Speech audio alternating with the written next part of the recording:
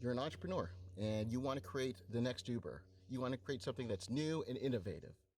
Well, that could be one of the biggest mistakes you will ever make in business. We'll discuss why on this episode of BootstrapMD.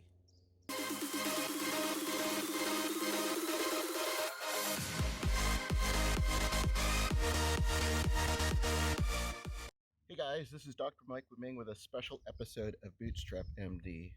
As you know, just a few weeks ago, we had a really cool conference called BootcampMD. It was for physicians who want to start or grow their online businesses. Now, just an aside, if you're interested in getting the recordings, make sure you subscribe to our podcast or on our YouTube channel because we'll be making a special announcement on when you can get your hands on that. Commercial out of the way. Well, I gave a keynote address for that conference. And what I talk about is I talk about my journey, how I was able to develop these successful businesses, but I also talk about what I see is a big mistake that many entrepreneurs go into. They want to be innovative, right? And there's nothing wrong with that. But the problem is if you're looking to create the next Uber or if you're looking to create the next PayPal, it could take you months, it could take years for it to get traction to the public. And it's much easier to go after the low-hanging fruit, finding businesses that are already successful, that are already making money. Anyway, I had such a great response from the keynote that I wanted to give you guys, my audience, just a taste of what that was all about. So without further ado, here's an excerpt from BootcampMD in Atlanta 2019. Okay, so you guys ready to work? Yeah, we're good. Okay, so I'm going to go through this, but I want to make sure I'm giving you as much information as I can. As I mentioned, I never dreamed that there would be a workshop full of doctors who wanted to start their own online business. I can't even imagine that would have occurred, but yet we're here. So how many people are employed? They have to go on Monday, they have to go back. So do your bosses know that you're here?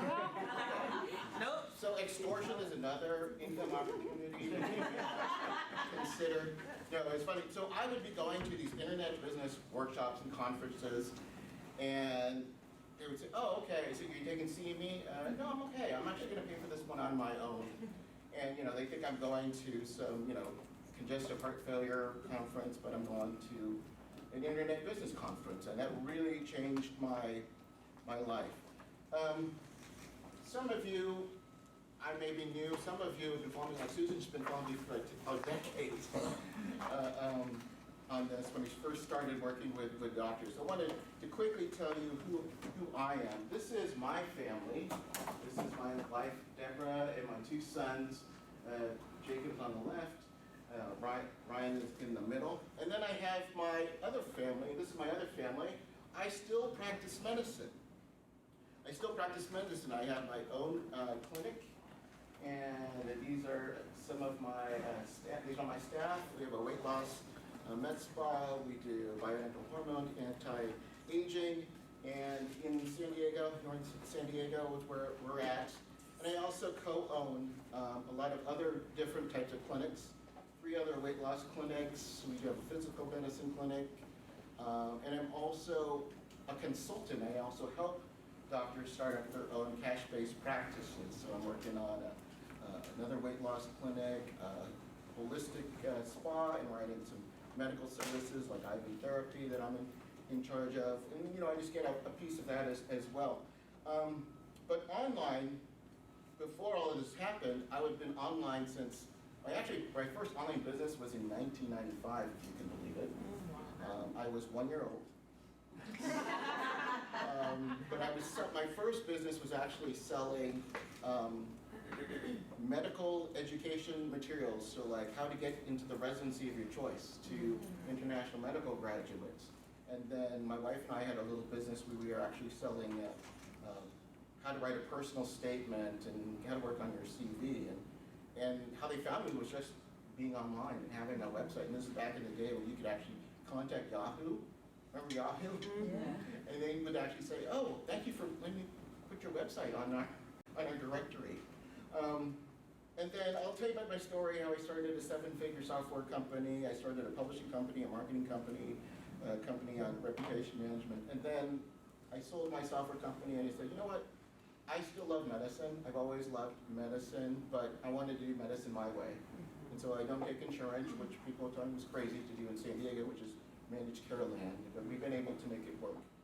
But if some of you are interested in doing cash-based practice, it's not the focus of this this weekend, but I'm happy to talk with you about that. The other thing that as I mentioned, and these are some of the people that I kind of have masterminded with, or friends of mine. Anybody heard of Russell Brunson? Yeah. He has a little company called ClickFunnels. I knew him when he was a college student. Oh, wow. Okay. He gave me a ClickFunnels account for free, and I didn't know it. His company made $71 million last year, so not too shabby. A guy named Frank Kern, you may know Frank Kern. He's like my friend, he's actually, I can't say he's been our friend. He's also lived in San Diego. He's probably like the highest paid online business advertising consultant in the business. It's funny, he came to our office and Jenny was like saying, what was it? He came in like a Rolls Royce or something like that. Yeah, he parked it sideways. You know how they park it sideways? And Jenny goes, I was like, this guy. Oh, that's perfect. That's the exact term you use. But I also I've been talking about entrepreneurship, mostly to non-doctors, and I've been able to speak around the world. I've spoken in New Zealand and Australia, here in the States. And one of the reasons why I went back to medicine is my wife was saying, I thought you wanted to have an online business so you could stay home more. You're going to Australia, Europe every other week. And she was right. So I'm all about family, because right at the end, that's been my focus. It's been my, for my life. It's all about family and building a lifestyle, a career that's around my lifestyle and what I want. And for some that might sound selfish, but like I've done it. Like I've done primary care. I'm good. I got it. I know all about it. But I've really been passionate about helping doctors, because I'm not going to belabor the point. You guys all know the statistics about higher suicide rates. Pam Weibel's a friend of mine. She's a big advocate about that, and about we can empower ourselves. And there's other ways that we as doctors can really be taking our message and having a megaphone and shouting it out into the world. And one of the ways that I do that is also being an author. I've written for places like Medical Economics, Physician's Practice, and I actually, just get a little humble brag, I put together a little social media course on the Physician Business Academy of a little company called Medscape. So this is pretty cool. You can go in, and Medscape has a Physician Business Academy, which is for doctors interested in business, and I just wrote it's a course that you can take. It's completely for free. You can take it, you get a nice certificate you can put on your wall that you took the course. But it's all about the internet and social media, which I heard is kind of a big deal these days, social media. Yeah. And basically, how as a doctor, how you need to be aware about how it can affect your reputation. That was pretty cool. So they gave out like 18 million views. Who does not have a Medscape account? I'm just curious. Who does not have a Medscape account? Always a rebel among it. So that's kind of like my background. So some of you who have been following me, this is probably the time when you could take a nap for about a few minutes, because it kind of took my story. But for some who don't, I'll tell you like how this all started. So I was a family practice doctor. I was in family medicine. I went to Mayo Clinic residency in Arizona, which I didn't want to go to the Midwest. It actually doesn't exist anymore. It was a family practice residency in Arizona. I went straight out of residency to a group practice in North San Diego, where I continue to live. Mostly all primary care, mostly family practice and internal medicine, a little bit of OB, a little bit of peds. And I thought, all right, I'm done with residency. Now I'm going to make the big bucks, right? The big bucks, okay? And this is back in the days. I'm probably going to age myself here. You know when you're like the new hiree, they say, Mike, you need to build up your practice. You need to build up your practice if you want to become a shareholder and make big bucks like what we're doing. You need more procedures. but we need you to work in our urgent care, because that way you can, we have like a little extended care, urgent care. That way you can take these patients and they can become part of your patients there. Okay, sounds great.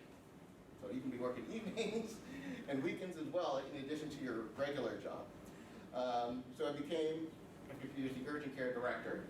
He said, you need more geriatric patients. So let's take over some nursing homes. So not one, not two, not three, nursing home director for 3 nursing homes, right? We want to open up, we've got some like work comp issues we need to deal with. We want you in charge of our ACMED department. Hey, you're kind of internet geeky. We need somebody to look at our EMR and then go to these really boring conferences and get an EMR. So what we do as doctors, we can't say no, right? So we just keep saying yes, with very, very little increase in income, right? You know, that's the guaranteed income. But, you know, I was naive, straight out of residency. I said, this is what we have to do, right?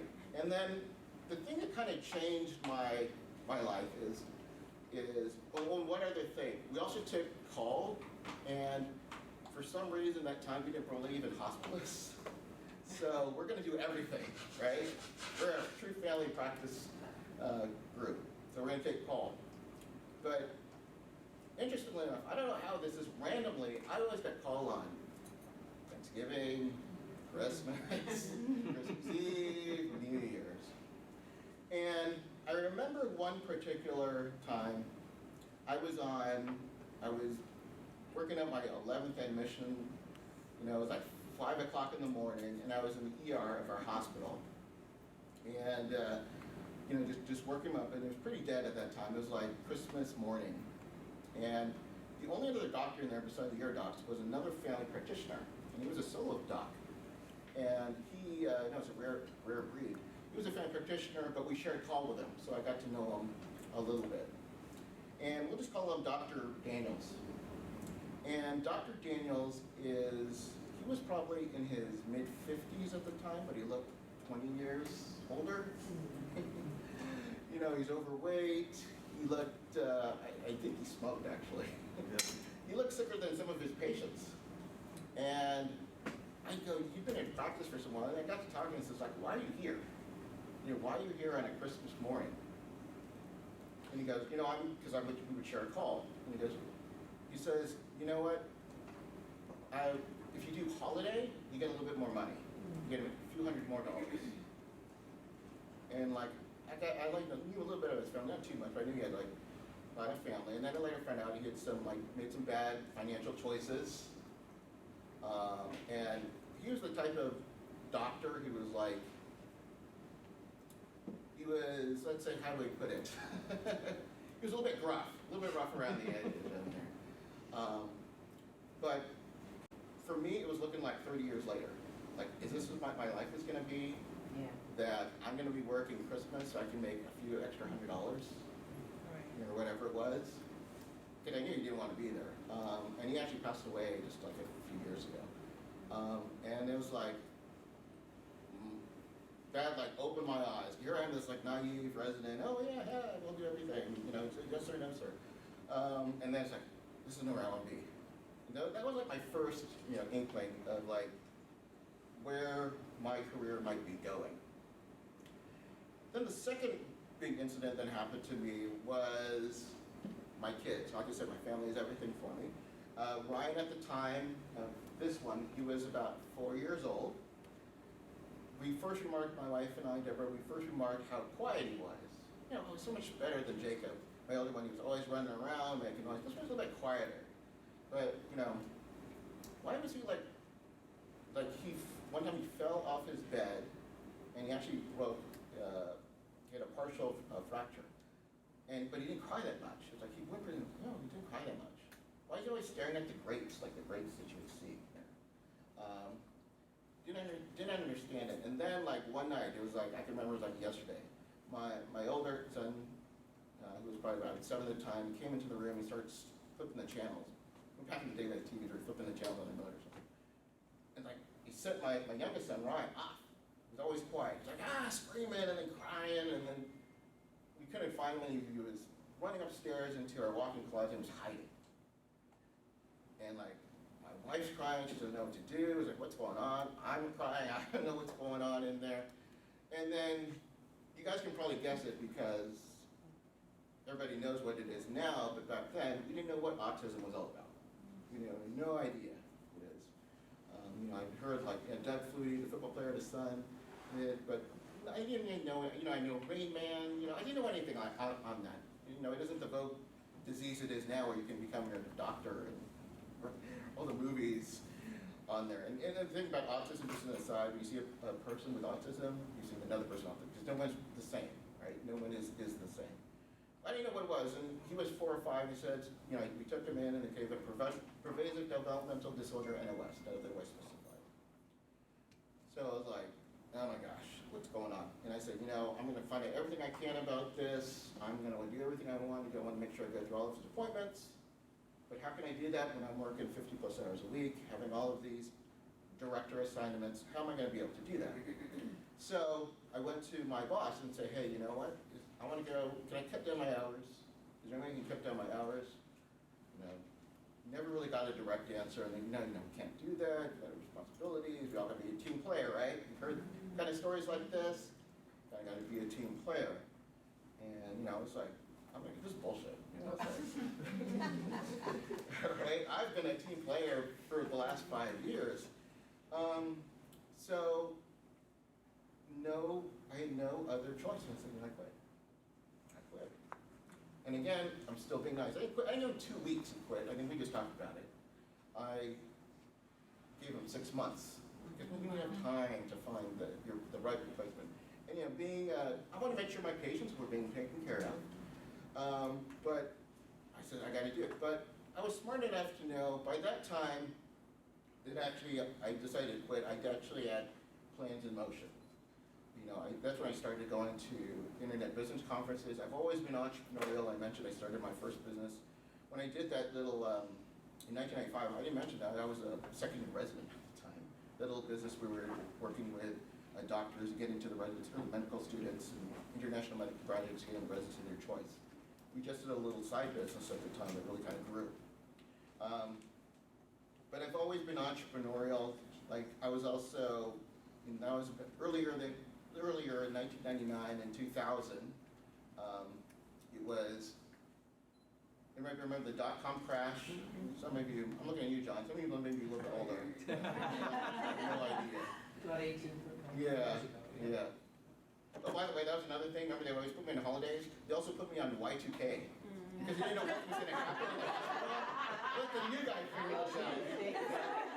Remember that? They thought all the computers were crashing. You know, we're like, put Dr. Wu Ming on it, figure it out. But I did have plans in motion before I gave them my notice. Was starting my internet business. And I would go to conferences and just kind of like making sure I had a mentor who kind of showed me the way and showed me what's possible. And what I realized is, like, just to give you an insight on some of the business workshops, you know, the Frank that I mentioned here, you know, he dresses up nicely, but he was like a beach bum, a surfer kind of guy. And I'm like, this guy on stage, and I go, this idiot is making, you know, I don't know, $500,000 a year, or whatever it was. But it was basically understanding sales and understanding that having a business and an online business is really no different than any other business. It's the same way, but through the internet, it allows you to communicate from people, you know, outside of your door, and allowing you to focus on markets and niches and people with similar interests. And then if you have a solution that you can provide for them, they'll pay you if you can give them the solution to whatever problem they have. So that really kind of changed my thinking. So when I did quit, I heard I didn't get any support from my colleagues. You know, what's Mike doing? Is he crazy? Is he nuts? My wife kind of said the same thing too. She wouldn't let me quit. She said, "We'll go part-time." So I worked off some loans for I worked in Indian Health for about a year, and then I was done in 2005. And you know, the reason that I did that is to show you, like, in 2005, I heard $224,000 that I made from Google. This was using what's called a Google AdSense program, where you get paid to get people to click on ads. And then a year later, I made $1.1 million in doing that. Not to brag or anything like that. It's like, I'm just a lowly family practice doc. See, in primary care, we have this little like, our ego isn't it? But what it really is all about is understanding that as doctors, we have no business training. I have nothing. I'm not on the MBA. I have nothing like that. But what I didn't understand was, as a doctor, I do have some skills. We all have sales skills that I'm sure Ladies can talk about. Is every day we're selling. When you're seeing patients, you're selling them on, hey, you need to get that X-ray. Hey, you need to take that prescription. You're selling something. If you don't like the word sales, you can use persuasion as another term. We all do it. So all of you have the opportunity to do this. So we've got some really exciting different opportunities that we'll be sharing with you. But I wanted to share with you what I call some musings about some things that, and it's okay if we go a little bit half hour later today, is that okay? Give you much time we can. I'm going to kind of shorten this, but I've got 3 or 4 points that I want to make for someone who might be new. Who's never been to a business workshop before? A few of you over there. Okay, so there are some things that you may have some misconceptions on that I want to just bring to your attention that I want to share with you. And some of you, this might be kind of shocking. And here's my first one. Originality is overrated. Is overrated. When I studied online, what's great about online is you already know what's already selling. If you want to know, when you go on Amazon and you want to buy a product, what do you usually look at? You look at the reviews, right? Are you going to buy something that has like 512 reviews or like 1 review? You're going to go to the one that has 512 reviews.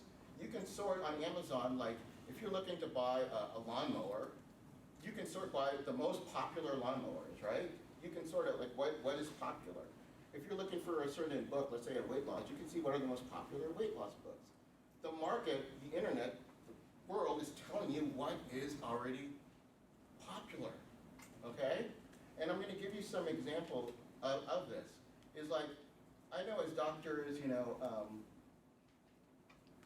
we want, some of my doctors are entrepreneurs who say, I want to be an inventor. I want to create things, okay? I want to invent things, right? How many heard of a little show called Shark Tank, right? You guys ever watched that? It's great. I mean, what happens? What are they looking for when they decide to buy to go in and buy their product that they invented? They say, how much sales have you made? We want to see that you have a track record, right? And I'm not here to dissuade your creativity, but I'd rather go for low-hanging fruit. I'm not so smart enough that I could think of like Uber or something like that. And the history has already told us that originality is overrated. How many people have heard of Facebook? Okay? Does anybody know a website called Friendster? Anybody heard of Friendster? Friendster was the first social networking site, like Facebook, where you could connect with friends. It came 2 years before Facebook. Yeah, Friendster, and then MySpace happened, and then Facebook. Here's a guy who had a Friendster account. His name was Mark Zuckerberg. You heard of him? These are some of his friends who are now like multimillionaires. Okay? Facebook wasn't the first social networking site. So it really comes down to who can make it better. What can you do to make it better? And some might say, well, this is just copy. No, just make it better than it was before. So let the data drive your decisions. And what I mean by that is doing your competitive analysis. And I'll give you examples of how right now, or not right now, but when you get home, you can actually check these things, and you can check like what's popular already. Let the data drive your decisions. Meaning, do your competitive analysis, see what's already selling, and then sell something similar. I'm seriously, originality is truly overrated. I mean, if you want, like I said, if you want to be a creator, more power to you. But how many? Again, nobody raised their hands with it. I think one person raised their hand about Friendster. Okay. So let's say you want to make money as an expert. We're going to talk about how you can make money as a physician consultant when you're consulting on things. And I've talked to a couple of you who's like, I'm involved in weight loss, or weight loss expert, and a couple of you are doing that. So let me give you an example of where you can find what to do. So Amazon, if you're into becoming a weight loss consultant, look at Amazon here. This is such a big category, weight loss. You could use it for any type of category. So look at the best sellers. And if you're not familiar with this, like I said, I own a weight loss clinic. We started the keto diet, ketogenic diet, okay? If you're a weight loss expert, do you think you might be interested in the fact that 5 out of the 10 books are on the keto diet? Because people already tell you what they're interested in. Like in our weight loss clinic, it's like all these people are interested in keto. Let's have a program just on people on keto. If you don't know, it's like where you eat fat instead of, carbs. It used to be called, this is just a variation of the Atkins diet. You remember the Atkins diet, South Beach diet? If you're weight loss, you're talking about South Beach diet, no one's gonna care. I want to know about keto. And now it's not just like weight loss consultants that do it. There's conferences around it. There is, products and coaching around it. So they're already telling you what's popular already. Why not go to where the people are? There's a famous thing that we say in marketing is if you wanted to open a hamburger stand, where would you open it at? Where would you put it? Next to McDonald's. Airport, that's a good one. Next to McDonald's. You want to put it to a bunch of starving people. That's where you want to put it. For people where there's no other, other food vendors that are out there. That's where you're going to get the most. That's why I paid $11 for a turkey sandwich at the airport. That's horrible. That's the only thing that I could go to. You want to go to where a starving market is. So when you're looking at like what type of consultant I want to be, the first thing that I look at is what is already, what is already selling. What are people are already buying? Podcasting. Anybody listen to podcasts? Podcasts. I have my own podcast. John's got his own podcast. Well, you should. Just got our own podcast. Here. Make money as a podcaster. Well, how do you know? Like, what are selling on podcasts? Has anybody heard of something called Patreon? You know what Patreon is? So what Patreon is where podcasters can make some money, because most of them don't make money, unless you can get some advertising. But what Patreon does is for certain podcast listeners, if for $1 a month, $5 a month, or $10 a month, or $100 a month, they might get something special. Like they might get a bonus episode or some extra content, and you might have some other perks that just a free listener would not get.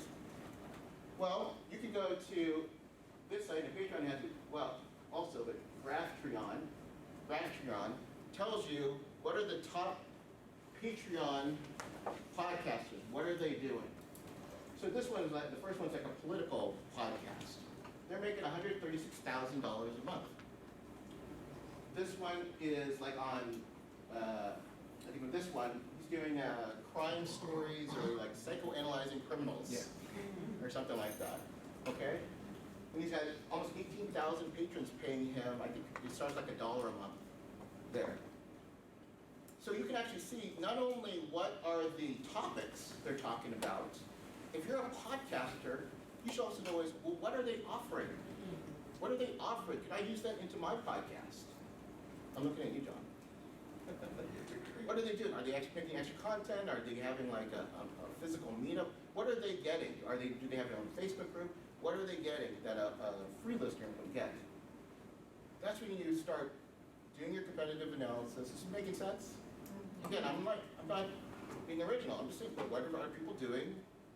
How are they doing it? How are they marketing it? And I like to reverse engineer it. I like to reverse engineer the process. You're standing right in front of Oh, okay, the slides. sorry. There's not a lot on the slides, but forward. Who's a creative? Anybody creative? All right, creative. Anybody ever heard of a site called Etsy? Etsy, maybe Etsy? Okay. So, and this will make big money making t-shirts and things like that. On Etsy, now they don't give you all the data, but you can see things like, if you hear the stars, like how many people have left reviews, 4,700, 400, 200. Just go in and see if you want to do fashion or if you want to create shirts. Not just see what is there at. So you can go here like women's clothing, I did here, tops and tees, and then I did t-shirts. Look at, not just like what is it? What else can you get from this? You guys see any patterns here? Anybody? I just want to open it to the audience. Anything? They're all short sleeves. They're all colorful. What'd you say? The colors. Look at the colors. Red, pink. Okay? And this is just a partial. This is an ad, so it doesn't want to show you everything on in there. Grays. So I'm seeing shirts that are pink and gray for women. I'm not an expert on women's clothing. I could get me in trouble for this. Allegedly. You're in a safe space. Look at the names. Like, what are the fancy names? Like, I'm seeing these like wine, thirsty, tacos, monster. That's cute. Look at the writing, right? Look at the type of writing there. So I want you to start thinking as a marketer, not as a clinician. Start seeing patterns. And, look at the colors, look at the writing. What are the ones that are having the highest number of reviews, 5-star reviews, and you're going to start seeing trends. And I'll just give you one example. On there, it was like, there are a lot of like, best auntie ever, or best aunt, or Antosaurus. Like, okay? But they're making bank, okay? And you can confirm this on Amazon, the same things. Aunts, moms, cousins, are you seeing the same things? I'm not saying just copy, but see what already is being sold. And again, these are things where they're creating a product, it's being produced, and then that's it. And that's your idea of passive income, okay? They're creating something once and then selling it out to the masses. All right, guys, hope you enjoyed the podcast episode, enjoyed that excerpt from it. As I mentioned at the beginning, if you want to get your hands on that, make sure you subscribe to our YouTube channel, or if you're on our email list, or if you are subscribed on our iTunes podcast, we're going to make a special announcement. It'll be available really, really soon, so you won't want to miss it. It's probably one of my most well-received conferences that I've done in my decade of doing conferences. So that being said, thanks again for listening. As always, keep moving forward.